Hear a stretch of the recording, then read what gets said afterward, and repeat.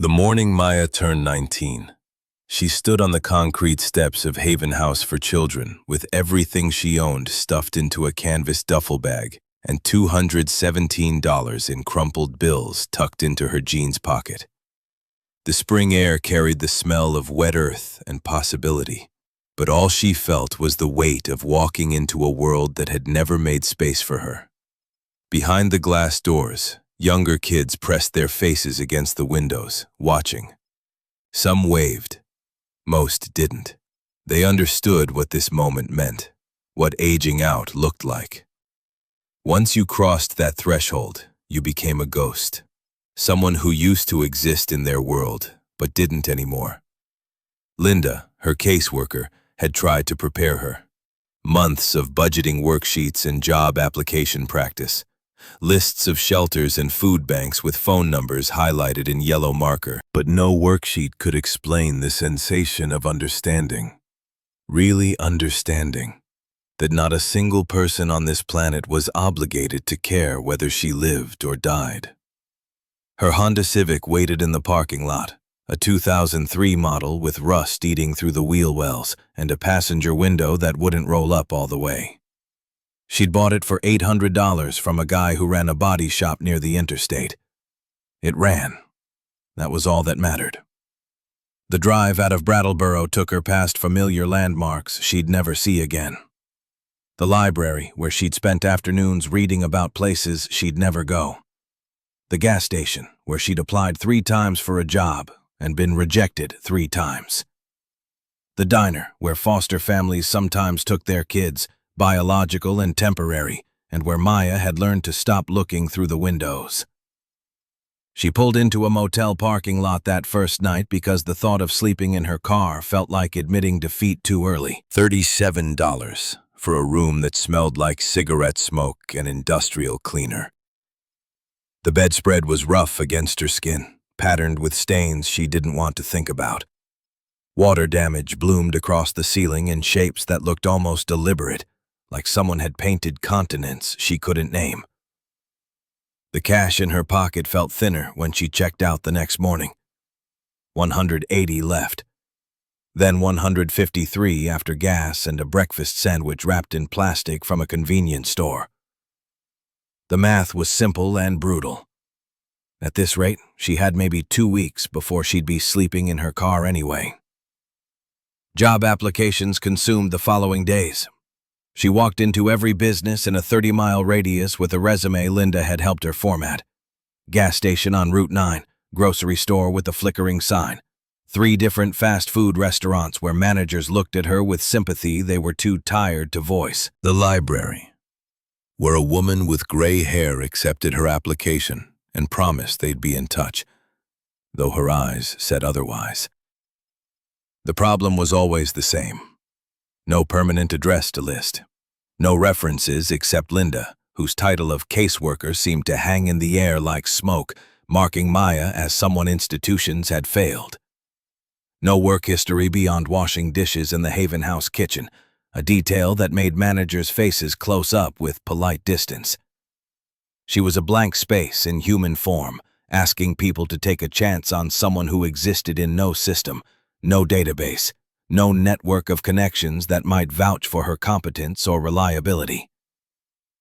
2 weeks after leaving Haven House, Maya's cash dwindled to $43.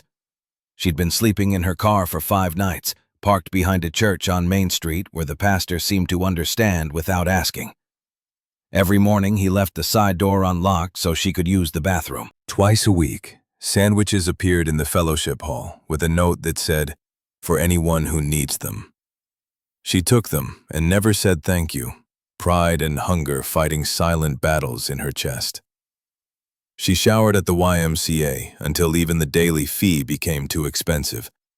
After that came gas station bathrooms, wet paper towels under her arms, trying to look presentable enough that someone might see past the obvious reality of her situation. The call came on a Tuesday afternoon while she sat in the church parking lot, windows cracked to let in air that still carried winter's edge. The number was local but unfamiliar. She almost didn't answer, certain it would be another automated survey or a wrong number. But she'd given her contact information to every business within driving distance, and desperation made her hopeful in ways logic couldn't justify. The voice on the other end was female, professional, carefully neutral in a way that suggested legal training. Her name was Sarah Chen, and she was calling from a law office in Burlington regarding the estate of Eleanor Whitmore. Maya pulled the phone away from her ear, stared at the screen, certain she'd misheard. Estate. Attorney. These were words from someone else's life, from television shows about families with histories and property and things worth inheriting. She pressed the phone back to her ear, kept her voice steady even as confusion tightened around her throat. There must be some mistake. She didn't know anyone named Eleanor Whitmore. Sarah's response came without hesitation, as though she'd expected this exact confusion. Eleanor Whitmore's will had been very specific. The inheritance was designated for the next person to age out of Haven House for Children after her passing. That person was Maya. The words didn't assemble into meaning at first. Will, inheritance, Haven House. They existed separately, refusing to connect into something coherent. How did this woman know she'd aged out? How did Eleanor Whitmore know? And why would a stranger leave anything to someone she'd never met? Sarah suggested they meet in person. She had documents to show her, things that would make more sense face to face. Her office was on College Street in Burlington, about 2 hours north. Could Maya come Thursday morning? Every instinct Maya had developed over 19 years in the system screamed that this was a scam. Someone had figured out she was desperate and alone, and they were going to ask for processing fees or taxes on an inheritance that didn't exist. They'd drain her last $43 and disappear like morning fog. But something in Sarah Chen's voice sounded legitimate, official, like a door opening onto a room Maya hadn't known existed. She heard herself agree to Thursday at 10. The drive to Burlington took her through Vermont mountains still patched with snow at higher elevations, trees pressed close to the highway, bare branches reaching toward gray sky. She passed farms where cows stood in muddy fields, small towns with white church steeples, gas stations that looked frozen in decades past. Sarah's office occupied the second floor of a historic brick building downtown, the kind of place with tall windows and polished hardwood floors that creaked under her feet. A receptionist led her to a conference room overlooking Lake Champlain, its surface gray and choppy under March clouds. Sarah Chen was maybe mid-40s, with steel gray hair pulled into a neat bun and reading glasses hanging from a chain around her neck. She stood when Maya entered, extended her hand with a grip that was firm without trying to prove anything, and offered coffee. Maya accepted because she hadn't eaten that morning except for a package of crackers from a vending machine, and the warmth of the cup between her palms felt like something to hold on to. A thick folder sat on the conference table between them. Sarah placed her hands flat on top of it, a gesture that suggested she was preparing to deliver news that would change the shape of Maya's understanding. Eleanor Whitmore had been a sheep farmer. Her property sat about 40 minutes outside Burlington in the hills near Huntington. 63 acres of pasture and woodland, a farmhouse, a barn, several outbuildings. She'd lived there alone for 45 years, keeping mostly to herself, but known in the community as someone reliable and kind. The type of person who'd help anyone who needed it without expecting anything in return. She died 6 weeks ago, at age 78. Heart attack while working in her barn. No spouse, no children, no living relatives that the estate search had been able to locate. Sarah opened the folder, slid a document across the polished wood. It was a will, updated 18 months before Eleanor's death. The language was clear and specific. Eleanor Whitmore left everything she owned to the next child who aged out of Haven House for Children in Brattleboro after her passing.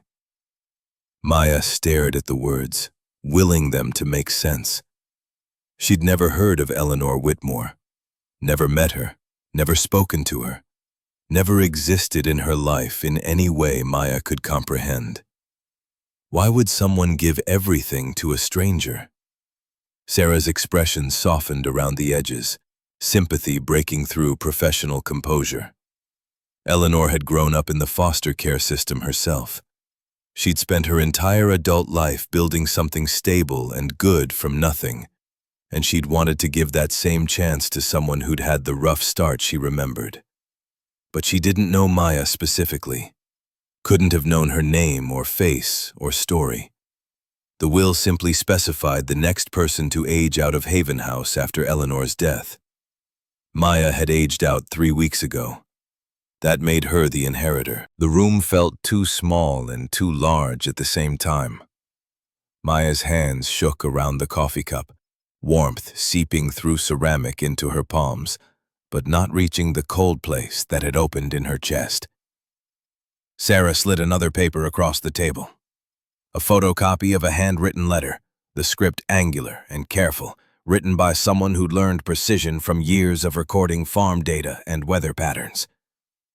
The words swam in Maya's vision at first, refusing to stay still. Then they resolved into meaning. I know what it's like to have nothing and no one. I know what it feels like to walk out of a building with everything you own in a bag, knowing nobody in the world is waiting for you. I built this farm from that nothing. I built a life. And when I'm gone, I want someone else to have the chance I gave myself. Not because they earned it, not because they deserve it more than anyone else, but because everyone deserves at least one door that opens when all the others are closed. Maya's vision blurred. She blinked hard, but tears came anyway, dropping onto the polished conference table and spreading in small, dark circles. Sarah continued, as though Maya hadn't just broken apart.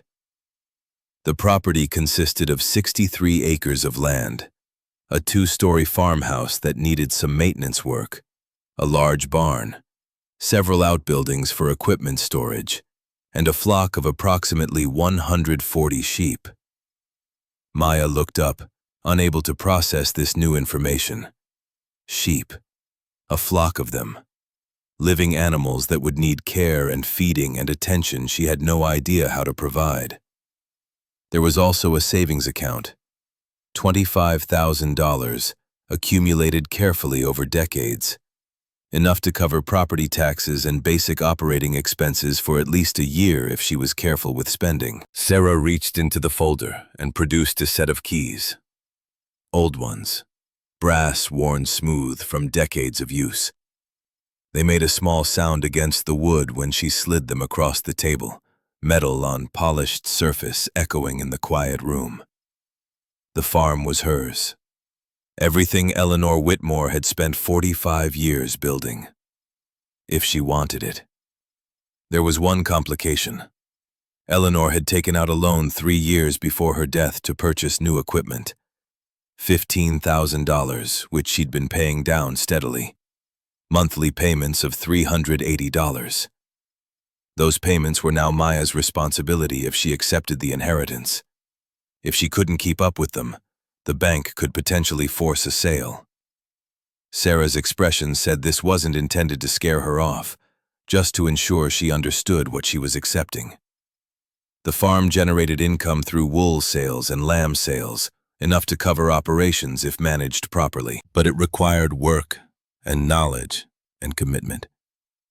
Maya took the keys with shaking hands, brass warm from Sarah's palm, solid and real in a way that made her chest ache. She walked out of that office feeling like she'd stepped into someone else's story, someone else's life. The kind of story where good things happen to people who deserve them.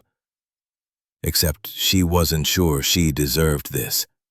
Wasn't sure anyone could deserve something this enormous and unexpected. The drive to the farm took her through country roads she'd never traveled before. Stone walls lined the route, built by hands dead for centuries. Sugar maples towered overhead, their branches just beginning to show the first pale green of spring. Houses appeared and disappeared between stretches of forest, each one set back from the road with that New England privacy that spoke of generations learning to survive winters together. When she finally turned down the long gravel driveway, she had to pull over and just sit there, engine idling, trying to process what she was seeing. The farmhouse was white, with green shutters, perched on a small rise with a view of rolling hills extending toward mountains in the distance. Paint peeled in places. The porch sagged slightly on one end. But there was something solid about it, something that said it had weathered storms and seasons and still remained standing. The barn rose behind the house, weathered red, massive and sturdy against the afternoon sky. Fenced pastures spread out on either side of the driveway, and there, moving through the grass like clouds come down to earth, were the sheep. Over 100 of them, their wool thick and creamy white, catching the late sunlight as they grazed. Some looked up as her car approached. Most kept eating, unconcerned by the stranger who had just inherited their home. Maya sat in the car for a long time, hands gripped around the steering wheel, trying to understand that this was hers. All of it. The house, the barn, the land stretching away in every direction. The sheep grazing without knowing their owner had died and been replaced. It was the most beautiful place she'd ever seen. It was also terrifying, because she didn't know the first thing about farming or taking care of animals or managing property. She had no idea how she was going to survive this gift she'd been given. She unlocked the farmhouse door and stepped inside. The air smelled like wood smoke and old books. Not unpleasant, just lived in. The furniture was simple and practical. A worn leather couch facing a stone fireplace. A kitchen table with mismatched chairs that looked like they'd been collected over decades from different sources. Shelves lined with farming books and almanacs, their spines cracked from use. Photographs covered the mantel. Sheep at county fairs. Blue ribbons pinned to their frames. Landscapes of the farm in different seasons. Snow-covered in winter. Golden in autumn. Lush and green in summer. But no family photos. No smiling faces gathered around holiday tables. No children or grandchildren, or evidence that anyone except Eleanor had ever lived here. She'd built this whole life by herself, just like Maya was going to have to do. In the kitchen, a note waited on the counter, weighted down by a coffee mug. The same angular handwriting from the letter Sarah had shown her. To whoever reads this, you've been given a second chance. This land has been good to me, and it will be good to you if you're willing to work hard and learn. Don't be afraid to ask for help. The sheep know what they need. Listen to them. There's a journal in the barn office with everything you need to know. Make this place your own. You deserve it. It was signed simply, Eleanor. Maya read that note 3 times. Then folded it carefully and put it in her pocket where it would stay for months, the paper growing soft from being touched so often. Then she walked out to the barn because she needed to see these sheep that were somehow her responsibility now. The barn was enormous inside, with high ceilings disappearing into shadow and rows of pens along both walls. The smell hit her first. Wool and hay and something earthier underneath. The scent of animals who'd lived in this space for generations. Most of the sheep were outside in the pastures, but a few lingered in the barn. And one of them was separated from the others, alone in a smaller pen near what looked like an office door. This sheep was different from the rest. While the others had thick, fluffy coats that looked recently cared for, this one's wool was matted in places, dirty around the edges. He was thinner, too, ribs visible beneath tangled fleece. But what caught Maya's attention, what made her stop walking and just stare, were his eyes. Dark brown and steady, watching her approach with an intensity that felt almost human. Not afraid, not aggressive, just curious, and maybe a little sad. A clipboard hung on the pen gate. At the top, written in Eleanor's now familiar handwriting, was a name: Cooper. Below the name, notes filled the page in dated entries. Cooper had been rejected by his mother as a lamb 4 years ago. Eleanor had bottle-fed him, which meant he'd bonded with humans instead of his own kind. The other sheep had never fully accepted him as part of the flock.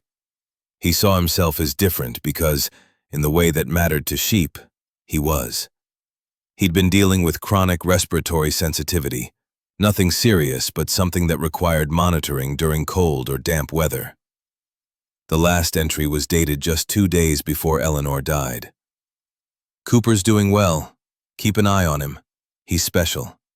Maya reached over the pen gate, extended her hand slowly. Cooper came right up to her without hesitation, pressed his head against her palm. His wool was coarse under her fingers, rougher than she'd expected, warm with animal heat. He made a soft sound, not quite bleating, more conversational, like he was trying to tell her something. She stood there in the fading light of that first evening, her hand on the head of a rejected sheep, and understood why Eleanor had called him special. They were the same, Cooper and her. Both abandoned by those who should have loved them. Both spending their whole lives on the outside, looking in at a world that had decided they didn't belong. Maya sank down onto a hay bale next to his pen. The words started coming without her deciding to speak them. It felt ridiculous even as she did it, talking to a sheep like he could understand. But Cooper listened. He stood at the gate with his head tilted slightly, those dark eyes fixed on hers, making small sounds that felt like responses.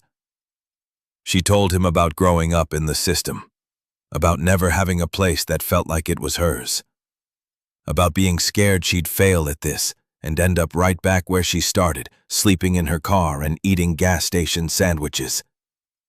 She told him she didn't know how to take care of sheep, didn't know how to take care of anything. She could barely take care of herself. Cooper just kept watching her. Somehow his presence made everything feel less impossible. That night, she slept in Eleanor's bed in sheets that faintly smelled like lavender. She stared at the ceiling, listening to unfamiliar sounds of the country at night. Owls calling, wind in the trees, the distant bleating of sheep settling down to sleep. She didn't know it yet, but her life had just begun, and the hardest parts were still to come. The first morning, Maya woke to the sound of sheep bleating, a chorus of demands that started before sunrise and didn't stop until she stumbled out of bed, pulled on yesterday's clothes, and made her way to the barn.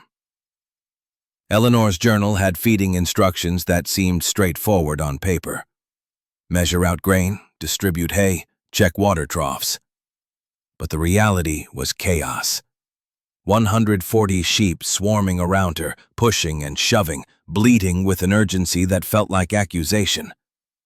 She spilled half a bag of grain trying to pour it into feeders while animals pressed against her legs, nearly tripped over a lamb that had somehow gotten into the wrong pen.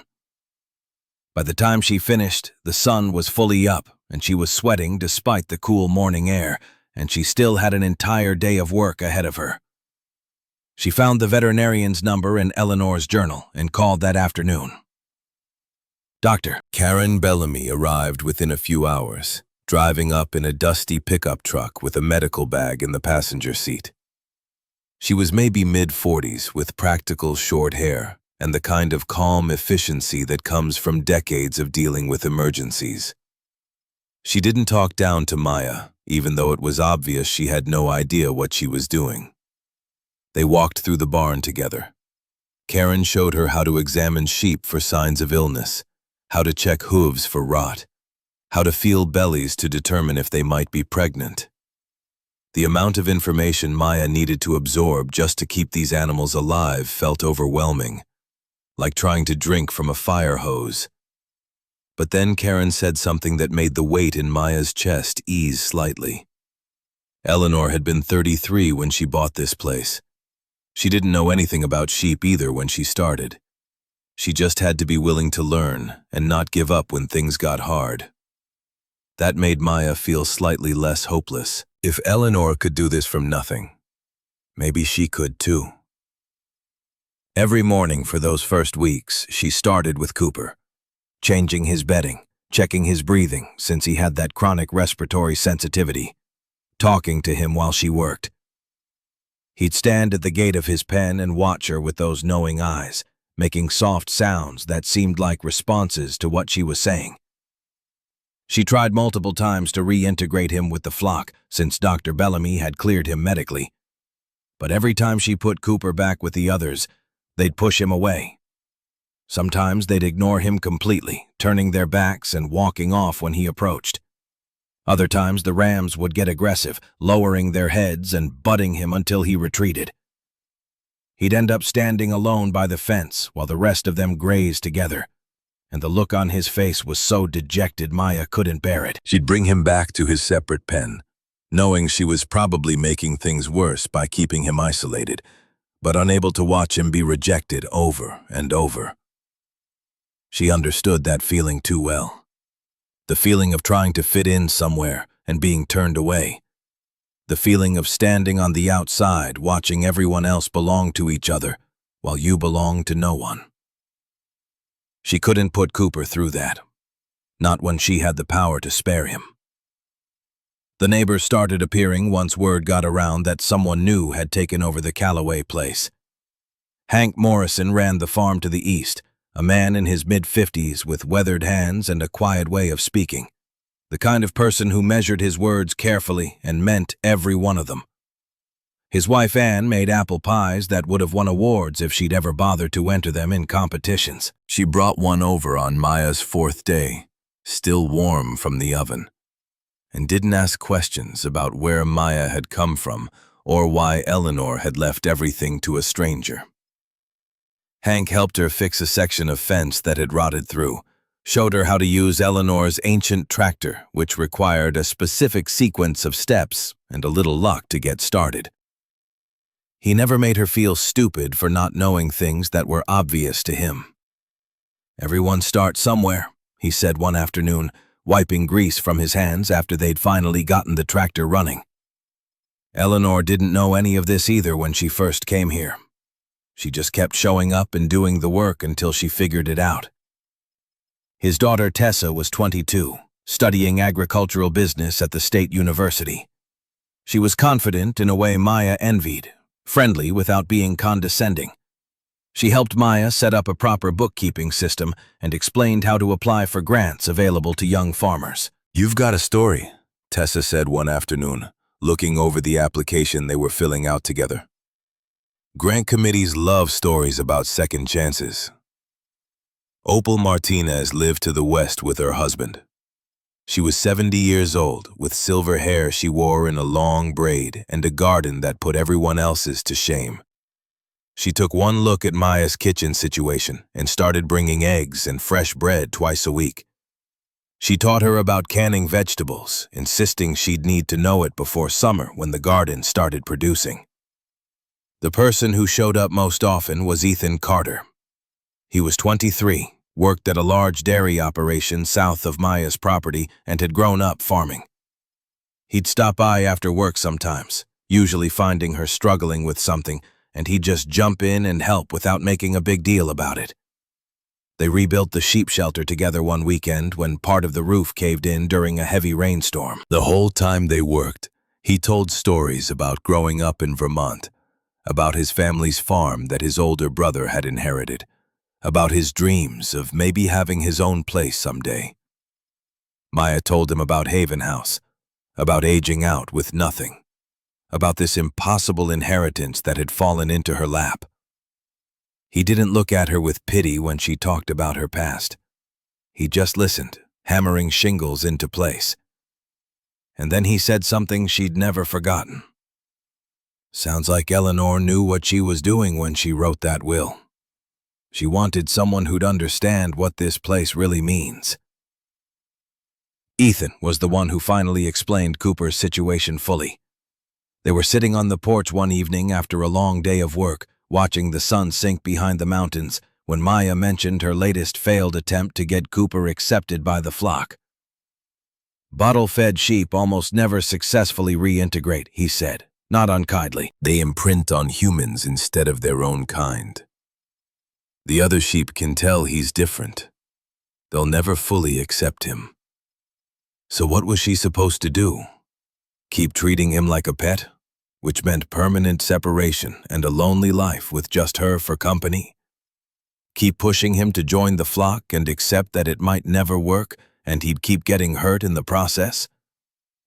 Ethan didn't say the third option out loud, the one farmers usually chose when an animal couldn't thrive. But it hung in the air between them anyway. Maya's jaw tightened. That wasn't an option. Ethan looked at her, then nodded slowly. "Figured you'd say that." After he left that night, Maya went out to the barn and sat with Cooper in his pen. She didn't talk this time, just sat there with her back against the wooden slats while he came over and lay down next to her, his body warm against her legs. The other sheep were making their evening sounds in the distance, soft bleating, the rustle of wool as they settled in together for the night. Cooper and Maya were separate from all of it, two outsiders who had found each other. She reached down and ran her fingers through his wool, made him a silent promise. Whatever happened, she wouldn't give up on him. They'd figure this out together. The afternoon Preston Marcus Whitmore arrived, Maya was in the barn trying to repair a broken gate latch. Her hands were dirty, her hair falling out of its ponytail, and she probably smelled like sheep. She heard the car before she saw it, a sleek black Mercedes sedan that looked completely out of place on the gravel driveway, kicking up dust as it approached. The man who stepped out was maybe late 40s, wearing clothes that probably cost more than everything Maya owned combined. He had the look of someone used to being important, to being listened to getting exactly what he wanted. He surveyed the property with an expression she couldn't quite read. Part appraisal, part something darker. "You must be the foster kid," he said when she approached. The word hit like a slap, but Maya kept her expression neutral. "Can I help you?" "Preston Marcus Whitmore. Eleanor was my great-aunt." He smiled, but there was no warmth in it. "I've come to discuss the situation with this property." "There's no situation," Maya said. "The property was left to me." "A will that passes over her actual family to give everything to a stranger?" He shook his head slowly like he was explaining something to a child. "You have to understand how that looks." "It looks like Eleanor's wishes," Maya said. Preston's smile didn't waver, but something shifted in his eyes. "My grandfather was her brother. This land has been in the Calloway family for generations. It should have stayed in the family." According to her lawyer, Eleanor bought this property herself. It wasn't inherited family land. According to her lawyer. He made the word sound like a joke. "My legal team has a different interpretation." Maya felt something cold settle in her stomach. "What are you saying?" Preston pulled a card from his pocket and held it out to her. 30 days. Think about it. We can come to a reasonable arrangement, or we can let the courts decide. Maya didn't take the card.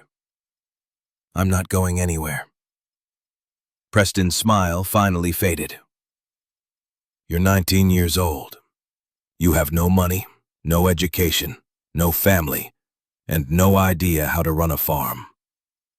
How long do you really think you can hold on here?"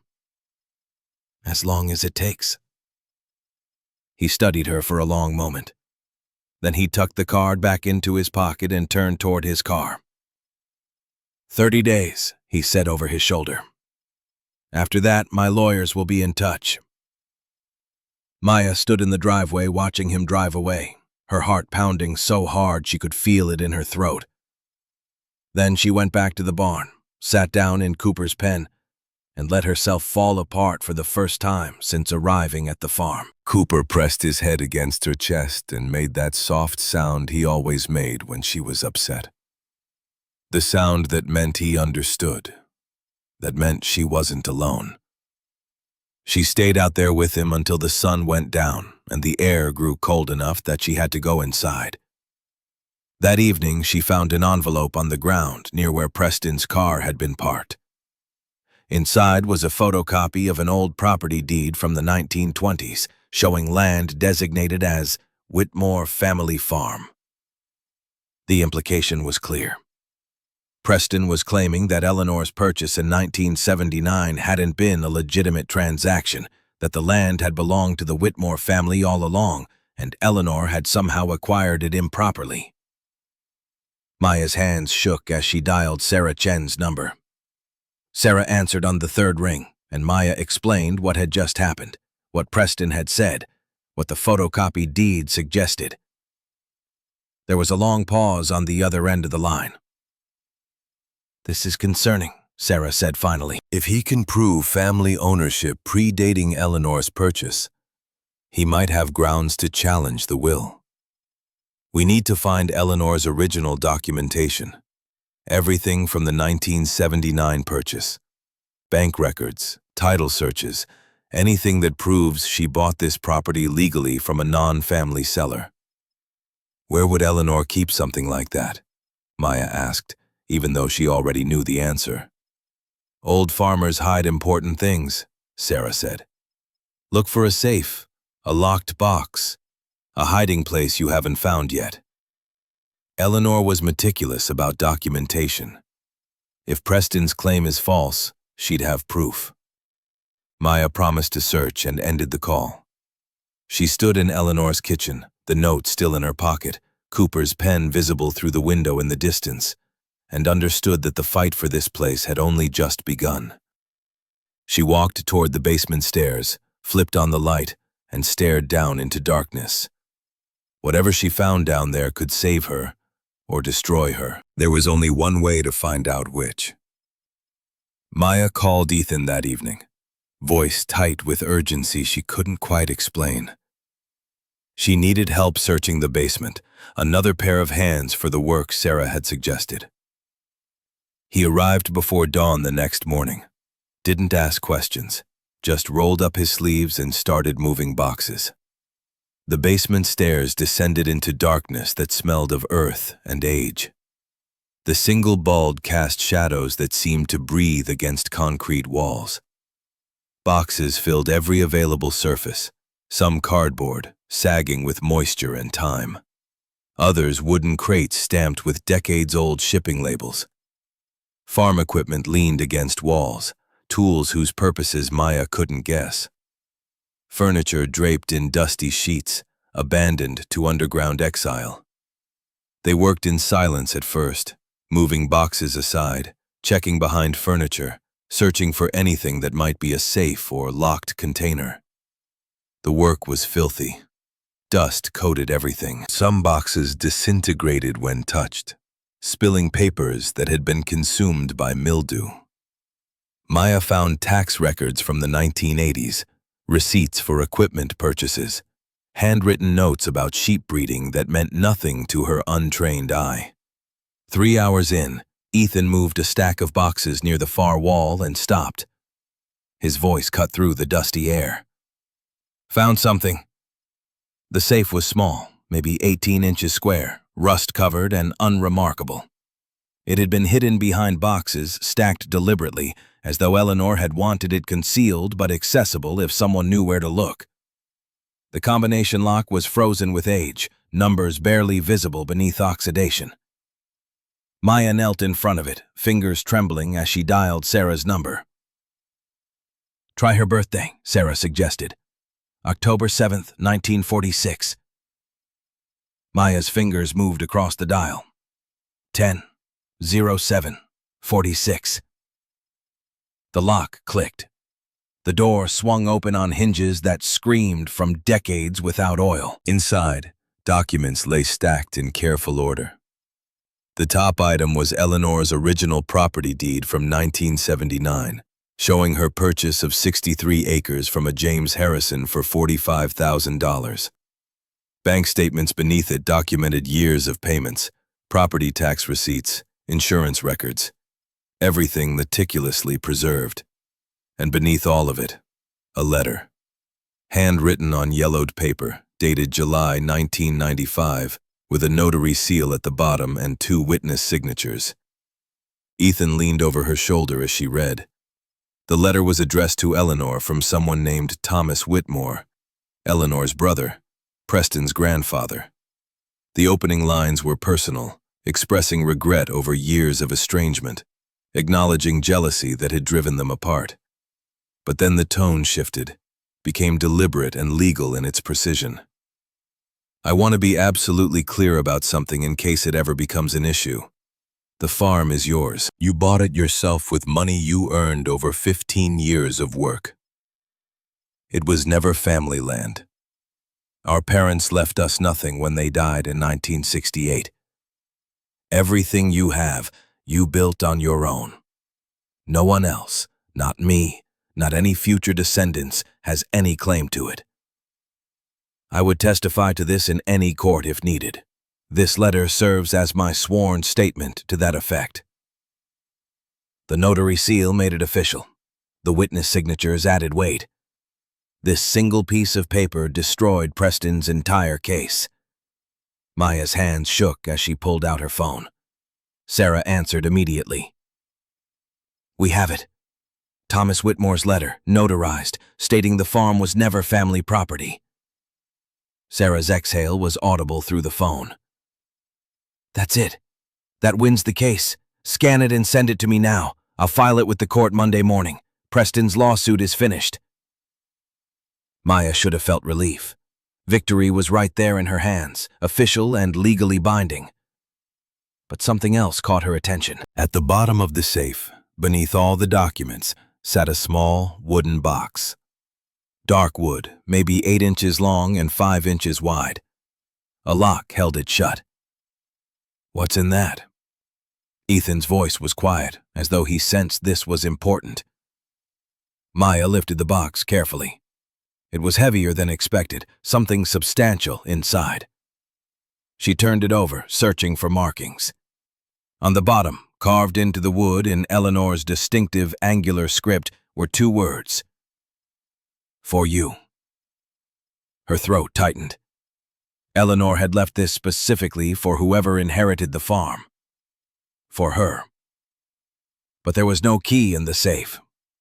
They searched the basement for another hour, checked every box, every drawer in the abandoned furniture, every pocket of old clothing hanging from nails in the wall. Nothing. The key had to be somewhere in the house.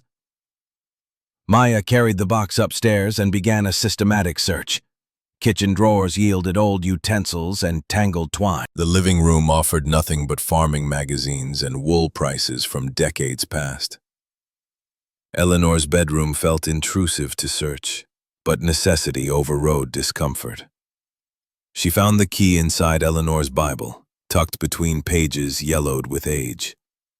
The Bible had been on the nightstand, so obvious she'd walked past it a dozen times without thinking to look inside. The key was small, brass like the others, worn smooth. Her hands shook fitting it into the lock. Some part of her was terrified of what she'd find. Another part couldn't wait any longer. The lock clicked open. She lifted the lid. Inside were letters, hundreds of them. Small envelopes packed tight, filling every inch of space, and every single one had been returned to sender.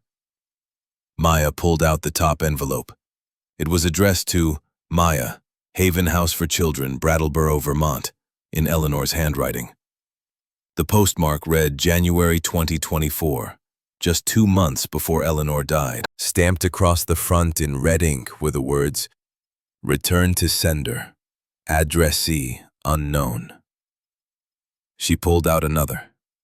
December 2023. Same address, same red stamp. Another. November 2023. Same thing.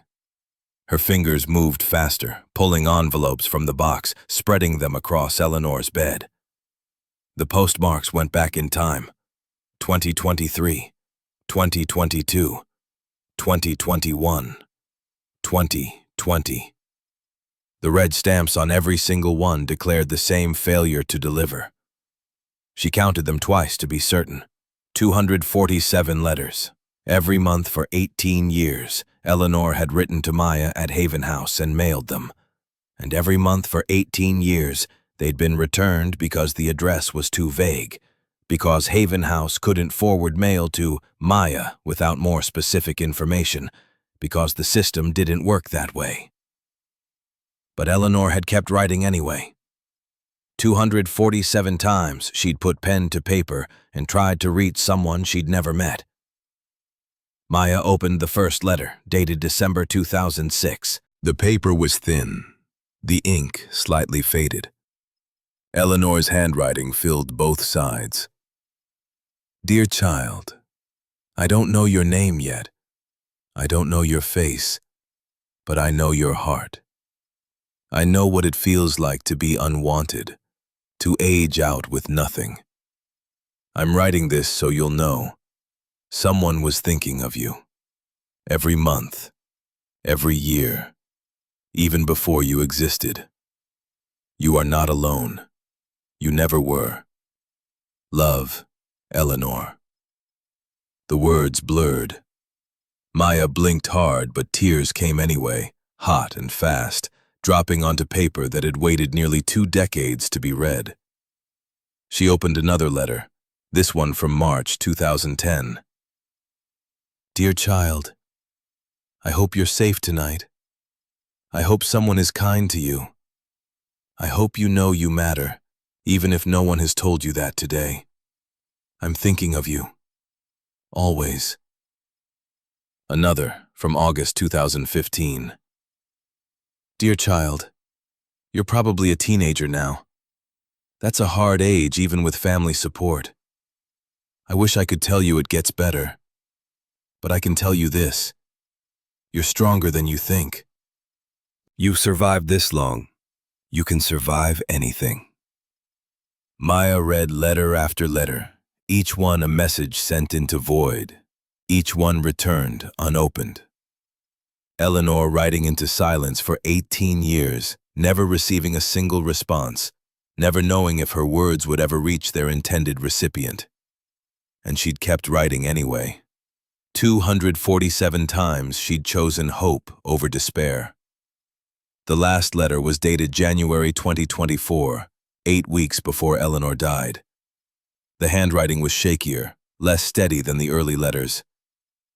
Dear Maya, I finally learned your name from Linda at Haven House. You're 18 now, about to age out. I'm leaving you everything. Not because you deserve it more than anyone else, but because everyone deserves at least one door that opens when all the others are closed. The sheep will teach you about unconditional love. Cooper will teach you about being different and still belonging.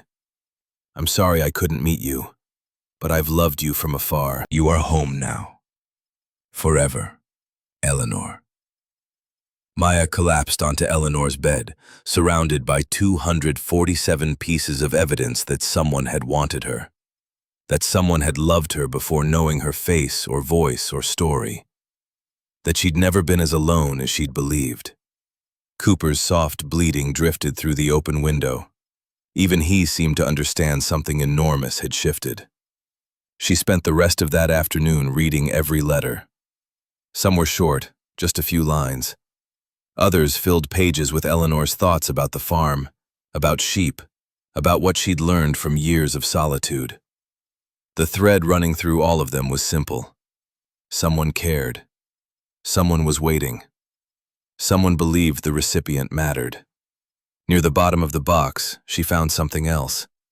A small leather journal, different from the farm records she'd seen in the barn office. The first entry was dated February 2006. I'm 60 years old today. No husband, no children, no family left who claims me. This farm will go to the next child who ages out of Haven House. I've decided to write letters, one each month, so whoever inherits this place will know someone was thinking of them. Someone understands. The entries continued sporadically through the years. Most documented farm life, seasonal changes, sheep births and deaths.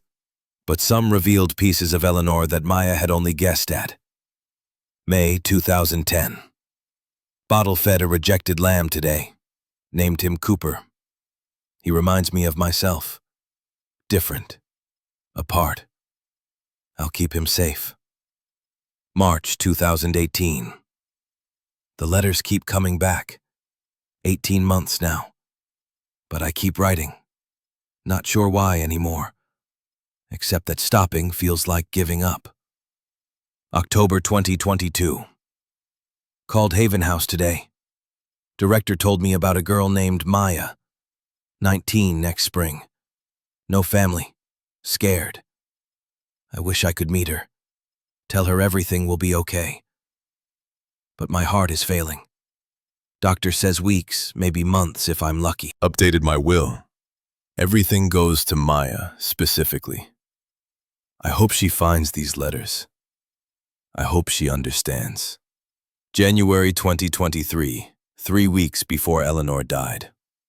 Heart pain worse. Can barely walk to the barn without resting.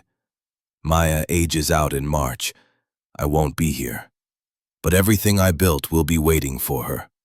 The farm, the letters, the proof that someone cared. I've loved her my entire adult life without ever meeting her. That has to count for something.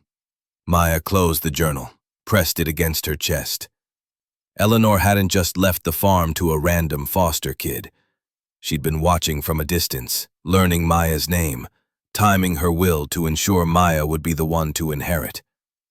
This was personal, in ways Maya was only beginning to understand. She pressed the last letter to her chest, surrounded by evidence that someone had wanted her for 18 years. The cemetery could wait. She needed to finish this fight first. Needs to save what Eleanor had built before she could properly say goodbye. The letters would come home to Eleanor eventually. But first, Maya had to make sure there was still a home to return them to. The envelope arrived 4 days later, certified mail requiring signature. Maya's hands went cold when she saw the return address. Green Mountain Bank. Inside, official letterhead framed words that made her vision narrow. Preston Marcus Whitmore had contacted the bank with an offer to purchase Maya's loan. $15,000 remaining, and he'd offered $16,000, a premium designed to make the bank's decision simple. If they accepted, he would own her debt and could restructure terms however he wished, including demanding immediate full payment. The letter explained she had 30 days to either pay off the loan in full, find alternative financing, or accept whatever terms the bank negotiated with potential buyers. Maya called Sarah immediately. The lawyer's sigh was audible even before she spoke. This is aggressive but legal. Banks can sell debt. We need to check your loan contract for restrictions on sale. They spent an hour reviewing documents. The contract allowed sale with 30 days' notice, which meant Preston's move was perfectly legal, just ethically hollow. You have 3 options. Sarah's voice carried the weight of limited choices. Pay it off, which I know you can't do. Find another lender to refinance, which will be difficult given your age and income history. Or convince the bank not to sell. Maya met with the bank manager the following Monday. Mr. Stevens was mid-50s, sympathetic but bound by institutional logic. He listened to her explanation, reviewed her payment history, examined the documentation showing she'd inherited the property legally. Then he delivered the reality with professional gentleness. Marcus is offering us $16,000 for a loan with $15,000 outstanding. That's profit, plus elimination of risk. You're 19, minimal farming experience, property under litigation. You're high risk from a lending perspective. Maya pushed papers across his desk. Wool sale receipts from last month totaling $8,000. Lamb sales adding another $3,500. Budget projections for the next year showing sustainable operations. Eleanor was your client for 40 years. Never missed a single payment. Stevens nodded, but his expression didn't change. Eleanor isn't the borrower anymore. You are. And the numbers, while encouraging, aren't enough to offset our risk exposure. He gave her 30 days to find refinancing. If she couldn't, he'd accept Marcus's offer. Maya walked out of that bank understanding that legal victory wasn't enough. Marcus could still bankrupt her through perfectly legal financial maneuvers. News spread through the farming community faster than Maya could have called anyone. Hank showed up that evening, Anne right behind him, carrying a casserole that smelled like comfort food and concern. The next night, Tessa arrived with Opal. The night after, Dr. Bellamy and her husband. By Friday, Hank suggested they meet at his barn, somewhere big enough to accommodate everyone who wanted to help. Maya drove over Saturday morning, expecting maybe a dozen people. Instead, she found 35 neighbors, farmers, business owners from town. People she'd met once or twice, people she'd never spoken to. All gathered in Hank's barn because Eleanor had been one of them, which made Maya one of them too. Hank spoke first, his voice carrying through the space. Eleanor was family to this community. That makes Maya family. And we don't let family lose their homes. What followed was a cascade of offers that made Maya's throat close up with emotion she couldn't name. We'll cover your loan payment this month. Hank's face was set with determination. And next month. Anne beside him, nodding. I've got savings. Take what you need. Opal's voice steady, matter-of-fact, as though this was the most obvious solution in the world. Free vet care until the lawsuit resolves. Dr. Bellamy, arms crossed but eyes warm. We'll organize a fundraiser.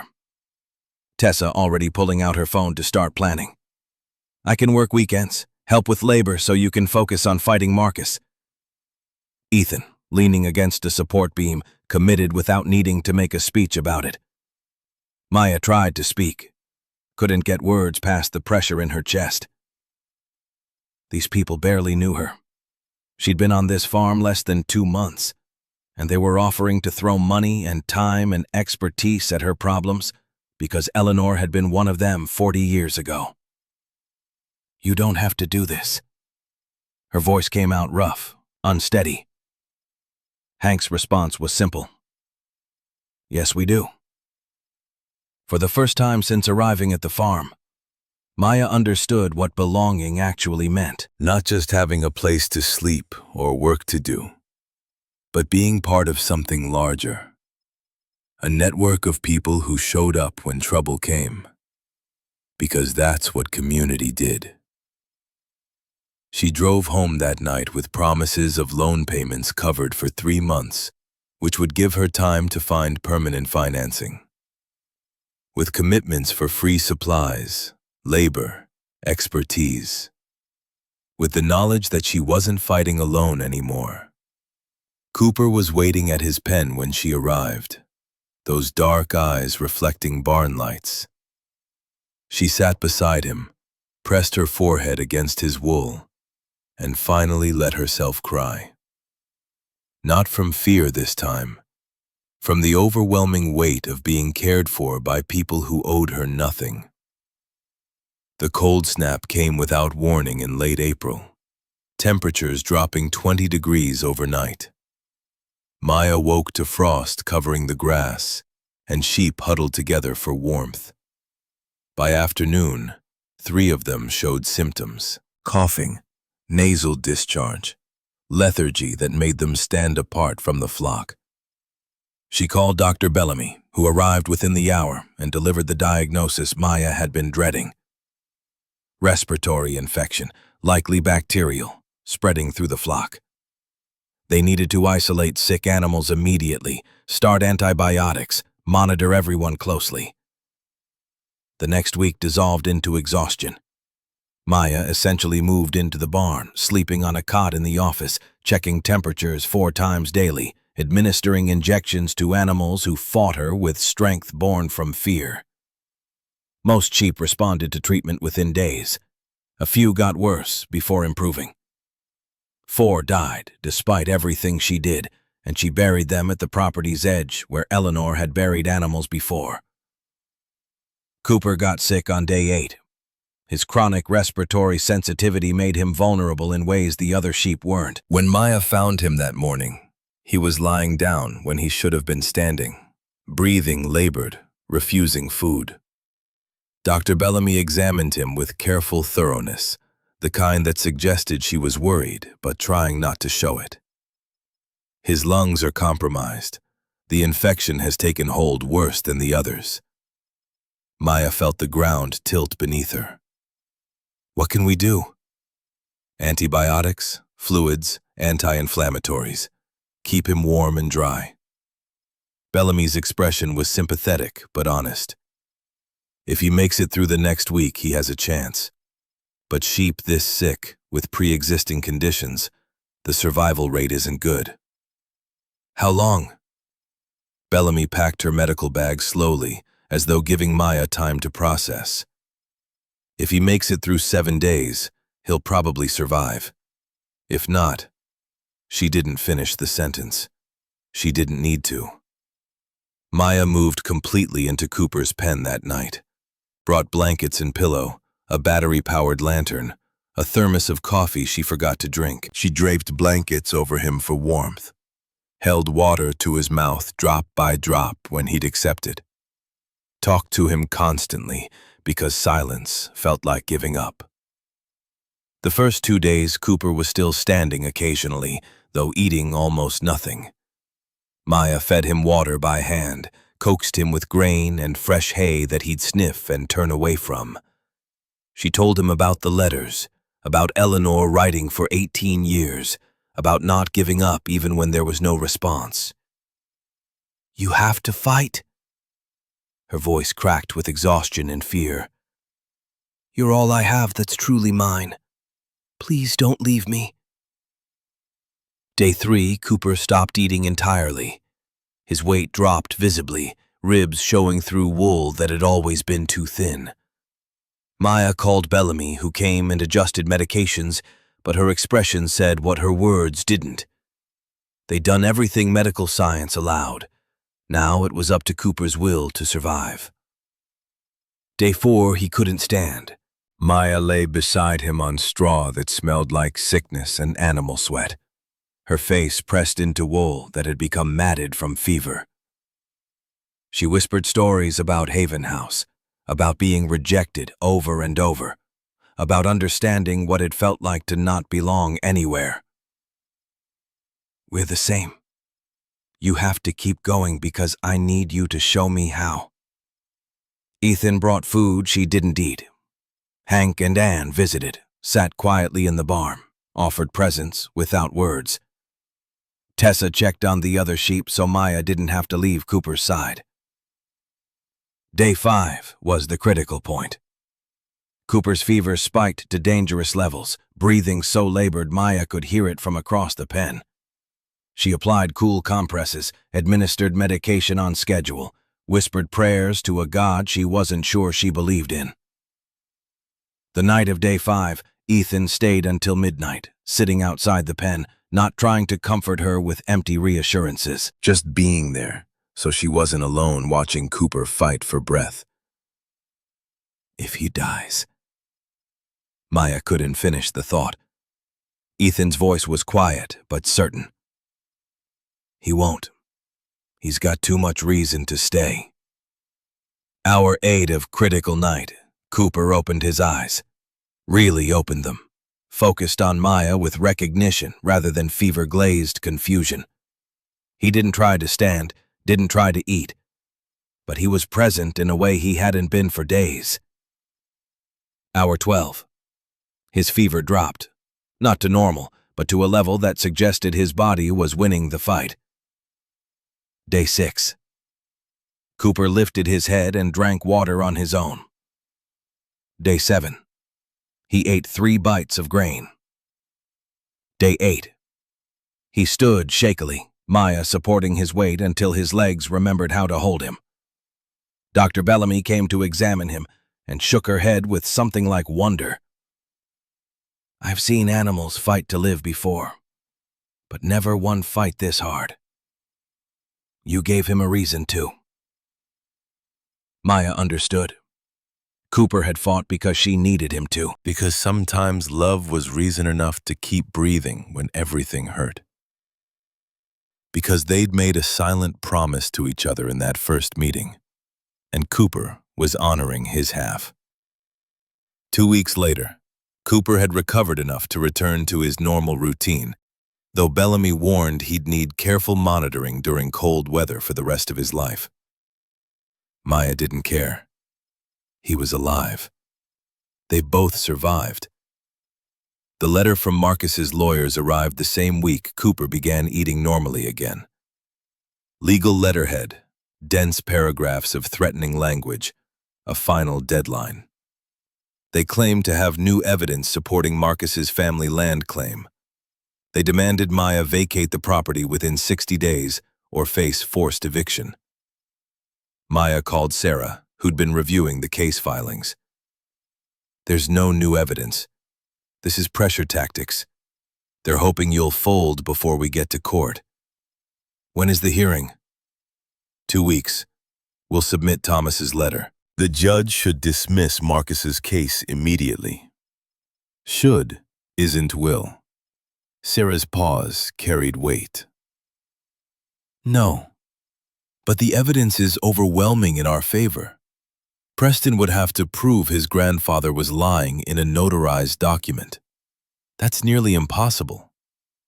Nearly wasn't definitely. Maya spent the next days preparing for court, helping Sarah organize documentation, reviewing every piece of evidence they'd accumulated. The farm work continued around her legal preparations. Sheep needed feeding regardless of lawsuits. Fences needed mending despite threats of eviction. The night before the hearing, Maya sat at Eleanor's kitchen table and reread the last letter. The one where Eleanor had apologized for not being able to meet her, had promised the farm would be home, had signed it forever. She folded it carefully and put it in her pocket. Tomorrow she'd walk into a courtroom and fight for the home Eleanor had built. For the legacy of 247 letters. For Cooper and the sheep and the community that had formed around her without her asking.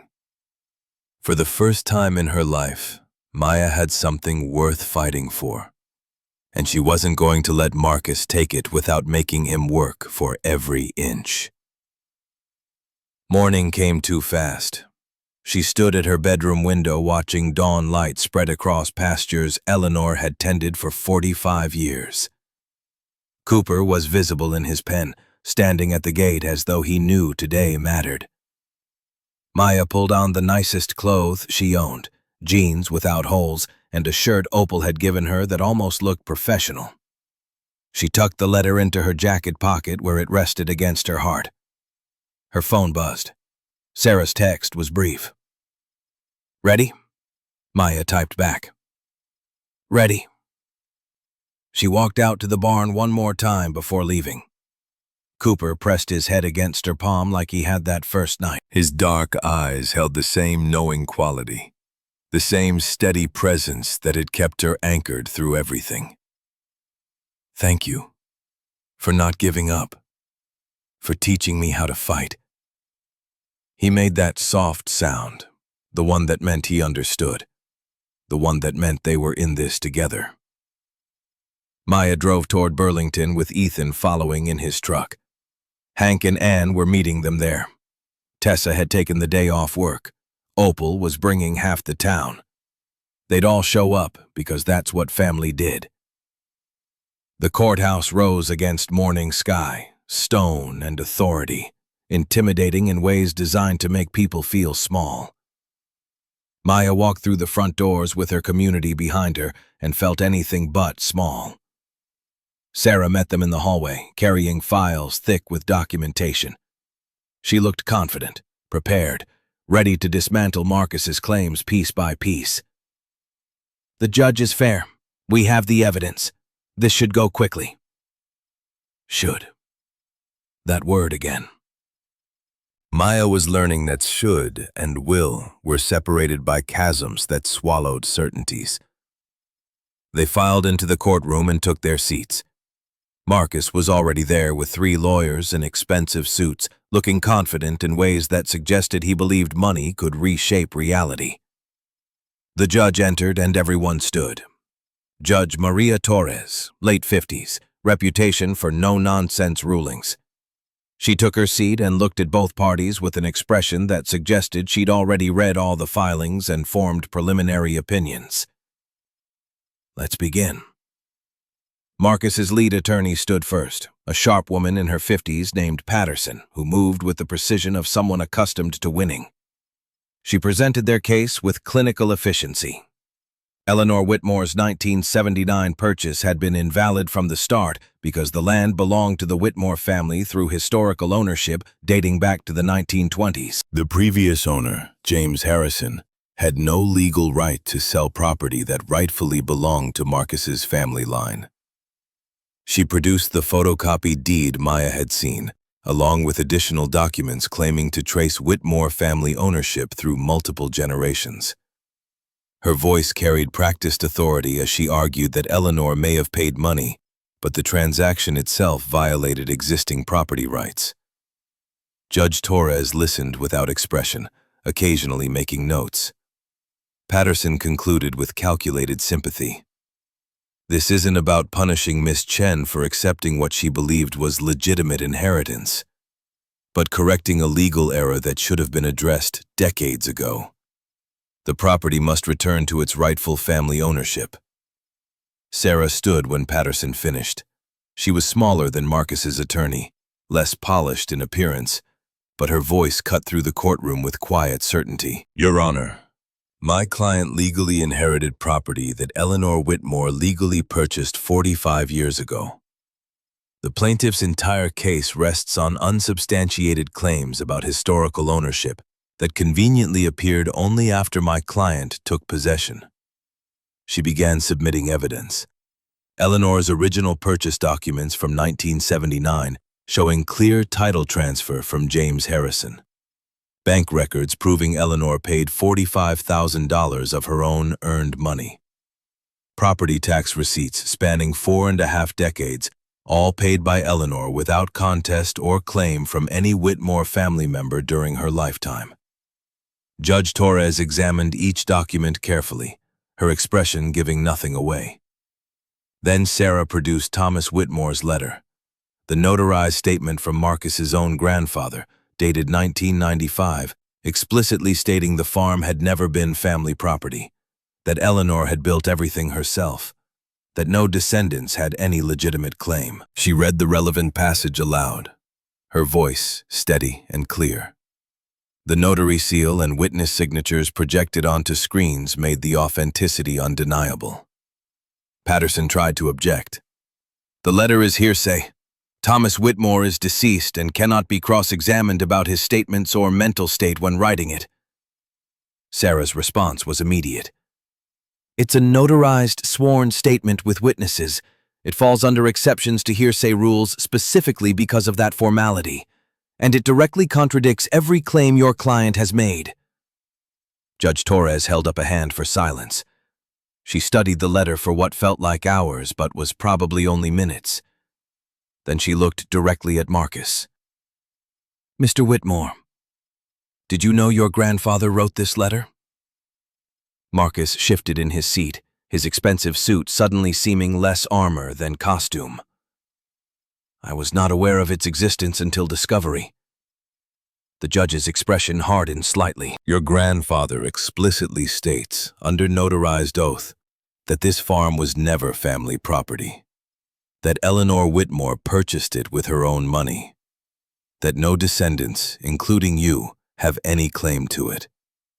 Do you have any evidence contradicting your grandfather's sworn statement?" Patterson stood quickly. "Your Honor, We'd like to request a continuance to review this document and prepare a proper response. Request denied. The judge's voice was flat, final. You've had 14 months since filing this lawsuit.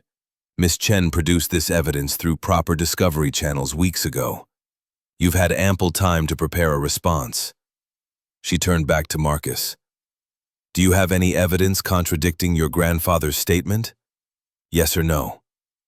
Marcus looked at Patterson, who gave the smallest shake of her head. No, Your Honor. Judge Torres closed the file in front of her with a sound that seemed to echo through the courtroom. Then I find the plaintiff's case entirely without merit. Thomas Whitmore's notarized letter, combined with 45 years of continuous, documented ownership by Eleanor Whitmore, proves conclusively that this property was purchased legally and owned outright. The will disposing of it to Miss Chen is valid and enforceable. Maya's breath caught, not quite believing what she was hearing. Case dismissed with prejudice. The judge's voice carried the weight of finality. With prejudice means you cannot refile this claim, Mr. Whitmore.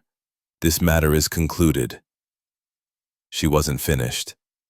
Furthermore, I'm awarding court costs to the defendant. Mr. Whitmore, you will pay Miss Chen's legal fees and associated court costs. The clerk will calculate the total, but I'm estimating $8,500. Additionally, I'm referring this case to the State Bar for investigation of potentially fraudulent claims. Bringing a lawsuit based on documents that directly contradict your own grandfather's sworn testimony suggests either gross negligence or deliberate deception. Either way, your attorneys should face scrutiny. Marcus's face went white. His lawyers gathered papers with movements that suggested they wanted to be anywhere else. The courtroom erupted in quiet celebration, Maya's community surrounding her with embraces and tears and words that blurred together into pure relief. Sarah gripped her hand. It's over. The farm is yours, legally and finally. Maya couldn't speak. She watched Marcus storm toward the exit, his lawyers following, their expensive suits suddenly looking less impressive and more desperate. He didn't look back once. Judge Torres's voice stopped him at the door. Mr. Whitmore, the check is due within 30 days. I suggest you prioritize that payment. He left without acknowledging the judge, which felt like the final surrender of someone who'd bet everything and lost. Outside the courthouse, Hank pulled Maya into a bear hug that lifted her off her feet. Opal was crying openly. Tessa was already on her phone, spreading news through the community. Ethan stood back slightly, but his smile said everything his words didn't need to. That night, Maya met with Mr. Stevens at the bank. She brought documentation of the court victory and a check for $13,000. $8,500 from Marcus's court-ordered payment, plus $4,500 she'd accumulated through wool sales and community support. This pays off the loan in full, Stevens acknowledged, processing paperwork with hands that moved through familiar routines. The property is now entirely yours, free and clear of any encumbrances. Free and clear. The words felt impossible, too large to fit inside her chest without breaking something open. She drove home that night to a farm that was truly hers. No threats hanging over it, no debts weighing it down. Just 63 acres and a flock of sheep, and a rejected animal who taught her that being different wasn't the same as being broken. The letter arrived a week later, forwarded through Sarah's office. The return address was Portland, Maine. The sender's name was Celeste Morrison. Maya opened it standing in Eleanor's kitchen, sunlight slanting through windows that overlooked pastures where sheep grazed in patterns that probably meant something to those who understood animal behavior.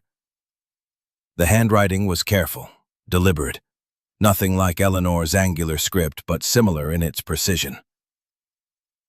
Dear Maya, my name is Celeste Morrison. Eleanor Whitmore was my great-aunt, my grandfather Thomas's sister. I heard about the lawsuit through family channels, and I want you to know I supported what my grandfather wrote in that letter. That farm was Eleanor's alone, built through her own effort and sacrifice. Marcus has always been greedy. He embarrasses those of us who actually cared about Eleanor as a person rather than an asset. I spent years trying to find my aunt. By the time I located her through property records, she'd already passed. I don't want anything from you or the farm, but I thought you might want to know more about Eleanor, and I thought perhaps, through her, we might be the closest thing to family either of us has. If you're willing, I'd like to visit. The letter included photographs. Eleanor, at maybe 25, standing in front of the farmhouse when paint was still fresh and hope still young. Eleanor with sheep at a county fair, holding a blue ribbon, her face carrying pride that looked hard-won. Eleanor and an older man who must have been Thomas, standing together in what looked like reconciliation after years of separation. Maya wrote back that same afternoon. She explained the farm, Cooper's story, the foster program she wanted to start once she was stable enough. She invited Celeste to visit whenever she wanted. 3 weeks later, a car pulled up the driveway. Not a Mercedes or anything designed to intimidate, just a practical SUV carrying Celeste Morrison, her husband Derek, and their 2 sons aged 8 and 11. Celeste was 48, with Eleanor's bone structures softened by a life that had included more warmth than solitude. Derek was tall and quiet, a carpenter by trade who noticed the barn roof's failing section within minutes of arriving. The boys fell immediately in love with Cooper, who tolerated their enthusiastic attention with patience Maya hadn't known he possessed. They spent an hour in his pen while the adults talked, and Cooper made the soft sounds he usually reserved for Maya alone. Celeste walked through the farmhouse, touching things as though they were relics. The kitchen table, where Eleanor had eaten thousands of meals alone. The mantel, where photos documented a life built without family support. The bedroom where Eleanor had slept for 45 years, in a bed meant for 2, but occupied by 1. She sent money every Christmas to my father, even when they weren't speaking. Celeste's voice was thick with emotion she wasn't trying to hide. Came to my college graduation, sat in the back row, left before I could thank her. She cared more than she ever let on, but showing it seemed too dangerous after losing so much. They sat on the porch while afternoon light turned the hills gold and the boys' laughter drifted from the barn. Derek mentioned he could help fix the roof before winter if Maya wanted.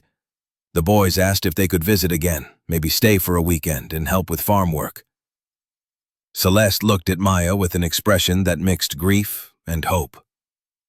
You're the daughter she never had. You gave her purpose in those final years, even though you never met. That means you're family now, if you want to be. Maya's throat closed around words that wouldn't form properly. She'd spent 19 years believing family was something you were born into, or forever excluded from. The idea that it could be chosen, built deliberately between people who shared loss rather than blood, felt revolutionary and obvious at once. 3 months passed before Maya felt stable enough to begin Eleanor's real legacy. The farm was profitable now, wool and lamb sales bringing consistent income. The community support had transitioned from emergency intervention to sustainable partnership. She had time and space to build something larger than survival.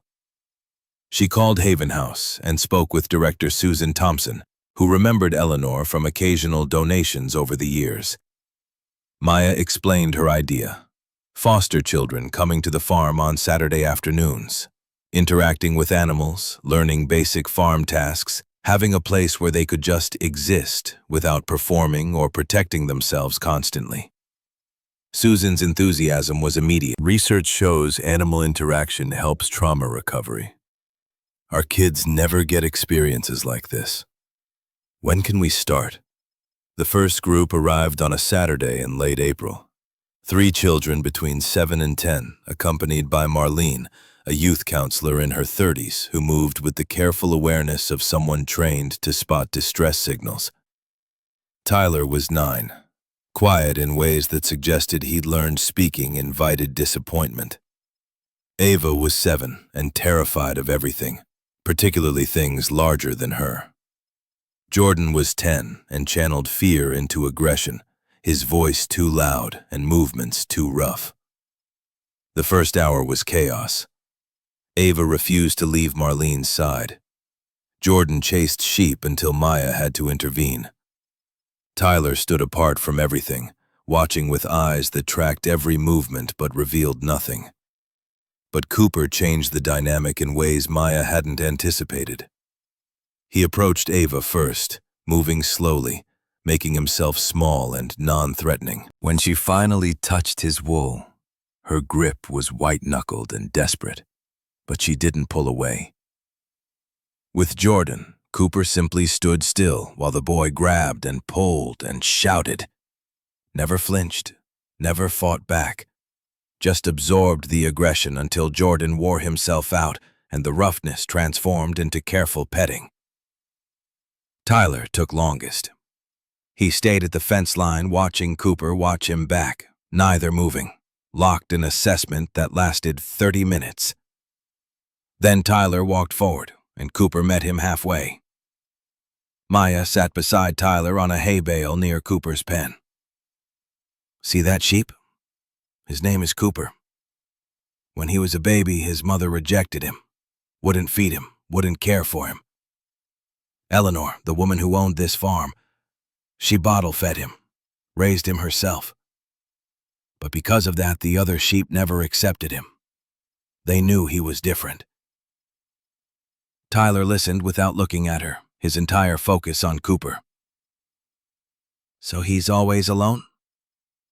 He was for a long time. But now he has me and Finn and all the kids who come visit. Sometimes it takes a while to find where you belong, but that doesn't mean you won't find it eventually. Tyler's voice was barely audible. I don't fit anywhere either. Maya's chest tightened with recognition so sharp it hurt. I know. I felt the same way my whole life until I came here. What changed? Maya considered how to answer honestly without making promises she couldn't keep.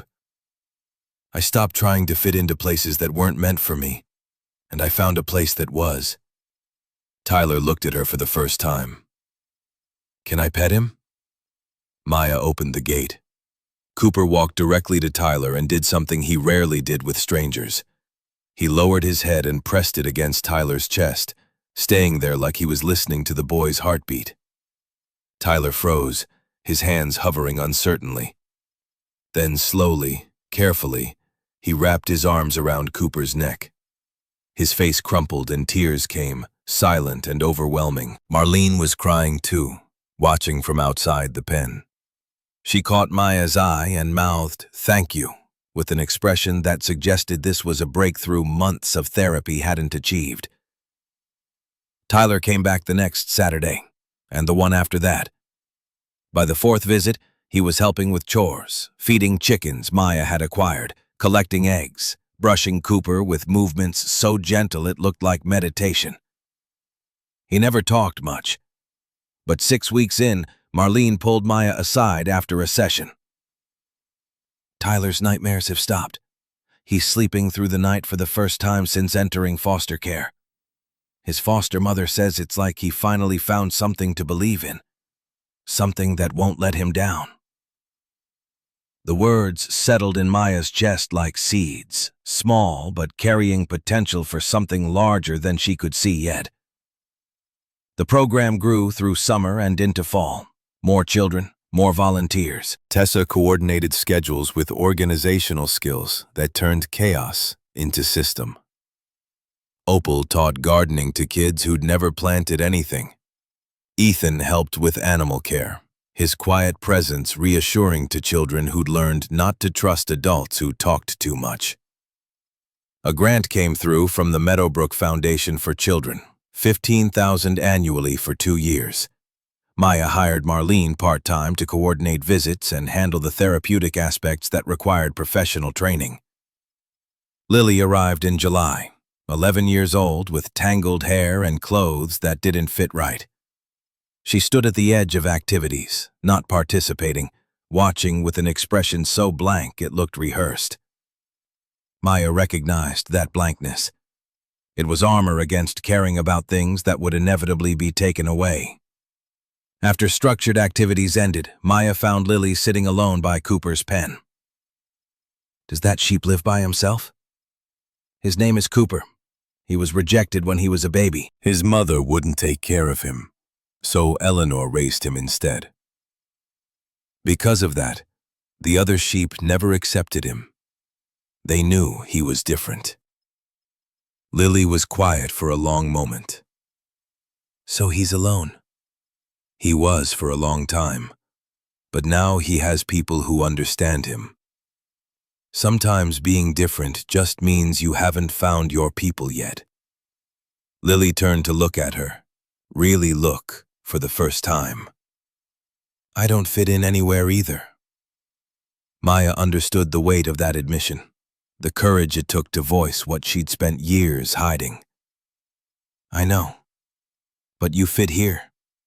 That's something." Lily asked to pet Cooper.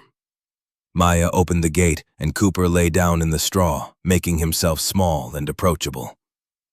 Lily crawled over and sat against him, closed her eyes, and stayed like that for 45 minutes without moving. When she finally stood, tears tracked through dirt on her cheeks, but something in her face had loosened, softened, begun breathing again. By December, 15 children were coming regularly. Tyler had grown 3 inches and started talking about becoming a veterinarian. Dr. Bellamy had started letting him shadow her on farm calls, teaching him things that textbooks couldn't capture. Lily was helping with Cooper's daily care, her natural gentleness with animals suggesting instincts that just needed permission to emerge. Maya invited everyone to the farm for Christmas, not just the children and their foster families, but everyone who'd made the past 9 months survivable. Hank and Ann, Tessa and her fiancé, Opal and her husband, Dr. Bellamy and her family, Marlene, Ethan. Celeste drove down from Portland with Derek and the boys. The farmhouse couldn't hold everyone, so they bundled up and gathered in the barn after dinner. Maya had strung lights along the rafters, set up heat lamps, created space that felt sacred, despite smelling like hay and wool. Cooper and Finn stood in their pen, watching the gathering with what looked like satisfaction. The rest of the flock had settled for the night, their breathing creating rhythms that felt like benediction. Celeste raised a mug of hot cider. To Eleanor, who built this place from nothing. And to Maya, who made it into something even more beautiful than it was before. Everyone drank. Maya felt tears threatening but managed to hold them back through will alone. Then Tyler spoke, his voice steady in ways it hadn't been 9 months ago. "Coming to this farm changed my life. I didn't trust anyone when I first came here. I thought every good thing would get taken away like always. But Cooper showed me it's okay to be different. Sometimes the ones who don't fit in are the most special ones of all." He looked directly at Maya.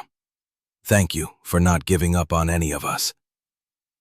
Lily added her voice, quieter but just as certain. "Cooper taught me that being different doesn't mean being worthless." Sometimes the ones who don't fit anywhere turn out to be exactly where they're supposed to be. Cooper made a soft sound, and Finn joined in louder. Then every sheep in the barn started bleating, creating a chorus that echoed off walls and wrapped around everyone gathered there. People laughed through tears. The children pressed against the pen to touch sheep wool. Adults embraced without needing words to explain what this moment meant. This was family. Built deliberately, chosen consciously, held together by something stronger than blood or legal obligation. Built by showing up, by not giving up, by loving people through their worst moments until they could believe they deserved better. That night, alone after everyone left, Maya sat at Eleanor's kitchen table. The same table where Eleanor had eaten thousands of meals by herself, planned farm operations, written 247 letters into silence. Maya pulled out paper and pen. Her handwriting wasn't as neat as Eleanor's, but the words came easily, shaped by 9 months of learning what inheritance really meant. To whoever finds this when I'm gone, this farm is more than land and animals.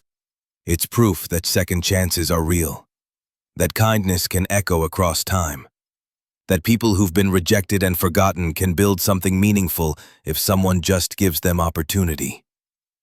Eleanor understood that. She lived it. Then she passed it on to me. I've tried to do the same, helping kids who needed what I needed, giving them a place where they could breathe, be themselves, learn that being different isn't the same as being broken. If you're reading this, know that you belong here. You're worthy of this place. Someone believed in you before they ever met you. Keep the circle going. Love, Maya.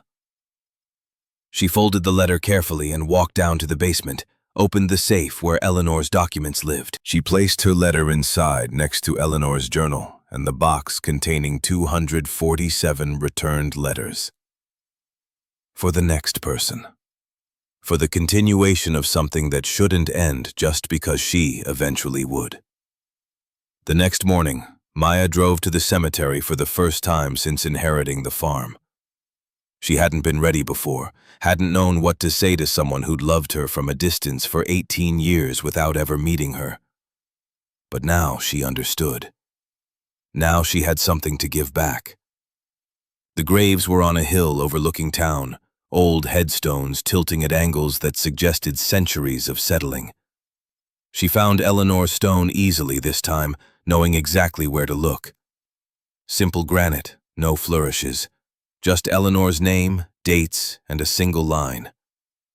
She built a sanctuary. And beside it, partially hidden by grass that had grown wild over spring and summer, another stone. Smaller, older, weathered by decades. Maya knelt to read the inscription. Baby Girl Whitmore, March 15th, 1975 to March 15th, 1975. Our daughter we never met. Forever loved. The air left Maya's lungs. Eleanor had been pregnant, had lost a baby the same day she was born. The dates meant Eleanor would have been 28, the same age many people start families, build futures, plan lives around children who should have grown up in farmhouses with sheep and open fields. Maya understood now with crystalline clarity. Eleanor couldn't save her own daughter, so she'd spent 45 years preparing to save someone else's. 247 letters written to a child who would never be born from her body, but would inherit everything from her hands. She opened the box she'd brought with her. All 247 letters, carefully preserved, brought home at last. She arranged them around Eleanor's headstone in careful rows, envelopes forming patterns that looked almost intentional in the morning light. Then she sat back in grass still wet from overnight frost and let words come without rehearsal. I read every single one, all 247. You were my mother, even though we never met. I understand now. The letters weren't really about reaching me. They were about you not giving up. About keeping love alive even when there was no answer. You taught me that love doesn't need to be received to be real. It just needs to exist, to be offered, to refuse surrender. Her voice broke, but she pushed through. Thank you for choosing me, for writing 247 times, for loving me before you knew my face or voice or story, for building something so beautiful and leaving it to someone who had nothing, for showing me that family isn't about blood. It's about showing up. It's about not walking away when things get hard. It's about loving people through their worst moments until they can believe they deserve better. Wind moved through trees, creating sounds that felt like response. I'm home now, and I'm not alone anymore. And I'm passing it on, just like you wanted. The next kid will get what you gave me, and the one after that. Forever, if that's what it takes. She stood, touched Eleanor's stone once more, then the baby stone beside it. Both losses transformed into legacy. Both absences filled with presence through deliberate choice and persistent love. Maya walked back to her car.